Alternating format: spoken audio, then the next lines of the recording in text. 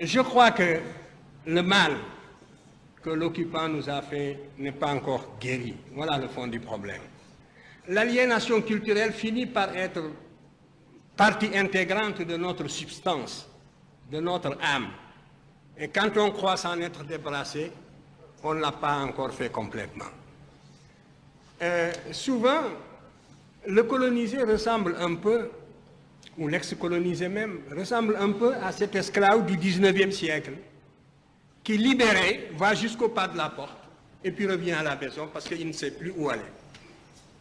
Il ne sait plus où aller.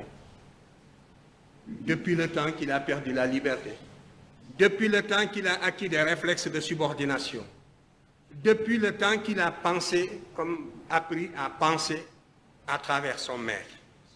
C'est un peu ce qui est arrivé aussi à l'intelligentsia africaine dans son ensemble. Parce que, en dehors de quelques questions, toutes les questions que vous m'avez posées reviennent à une seule. Quand est-ce que les Blancs vous reconnaîtront-ils?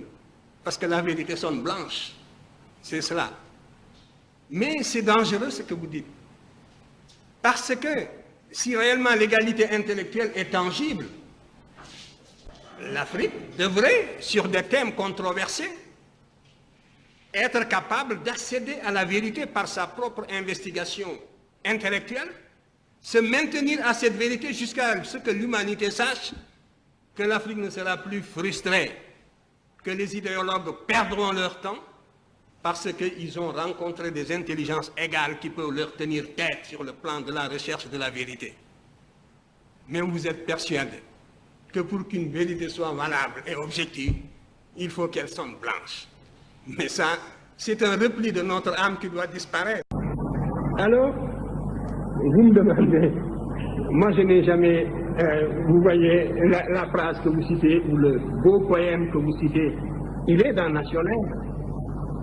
Je l'ai cité, l'émotion est nègre et la raison est laine. Cette dichotomie, je l'ai combattu, c'était même une des raisons. Vous voyez bien la différence qui nous sépare de toute cette littérature. Comment voulez-vous, il faut prendre connaissance au moins de tout cela. En tout cas, c'est en toutes lettres dans National où je montrais qu'il n'y a pas, d'une part, un monde blanc rationnel seul, auquel seul la vérité est accessible, et un monde noir fait de sensibilité et de réflexes de subordination. C'est contre cela que j'ai lutté toute ma vie. Ne venez pas me servir donc ces idées-là. C'est la preuve que vous n'avez pas lu. Et même, j'ai cité en plus Césaire, quand Césaire dit ceux qui n'ont inventé ni la poudre, ni l'électricité, etc., etc., c'était aussi un peu une littérature de la même veine, malgré les prodiges poétiques de Césaire. Ce magicien du verbe qui est extraordinaire, qui vous envoûte. Mais je n'étais pas d'accord avec le contenu. Et je l'ai dit, et il m'a compris. Quand Nation Nègre est sorti, Césaire n'a pas hésité à dire que c'est une bonne nouvelle. Et Césaire a fait le tour du Paris progressiste pour trouver, former une équipe, un comité pour défendre ce livre. Tout le monde a fait le vide autour de lui, ce que j'ai écrit dans la préface de la dernière édition de Poche. Regardez. Dès que vous parlez de patrimoine culturel, la gauche occidentale et la droite se touchent. Et souvent la gauche est plus minable que la droite. Faites l'expérience, on vous accorde l'égalité abstraite, mais l'idée que des nègres aient pu connaître une promotion historique dans le passé leur est réfractaire. Ils sont réfractaires à cette idée. Et parce que leur formation intellectuelle tardivement acquise se situe à un niveau très superficiel, au niveau du cortex, au niveau de l'intellect. Mais la formation qu'ils ont reçue tous dans leur plus tendre enfance, les clichés auxquels ils sont habitués dans leur environnement d'enfance, les caricatures et tout, comme je vous le montrais ici, aussi dans le monde méridional, c'était l'inverse.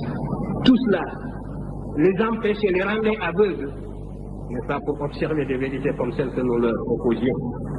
Par conséquent, il n'y a qu'un seul salut, c'est la connaissance directe. Et aucune paresse ne pourra nous dispenser de cette époque. Il faudra absolument acquérir la connaissance directe.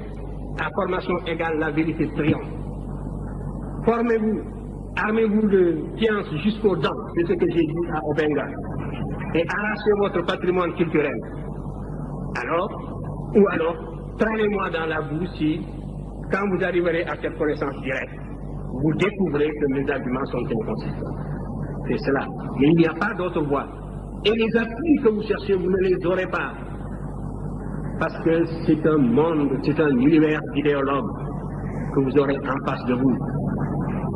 Et vous croyez que si la vérité était palpable, on l'accepterait. Je suis revenu de ces illusions. Regardez la deuxième partie, justement, d'antériorité, où j'ai répondu aux critiques. J'ai dû même ménager des intellectuels de gauche qui avaient un peu servi l'Afrique. Je pouvais les scier en deux, comme on dit. Et ils ont vu que je me suis arrêté à mi-chemin dans mon argumentation parce que c'était catastrophique. Et ainsi de suite.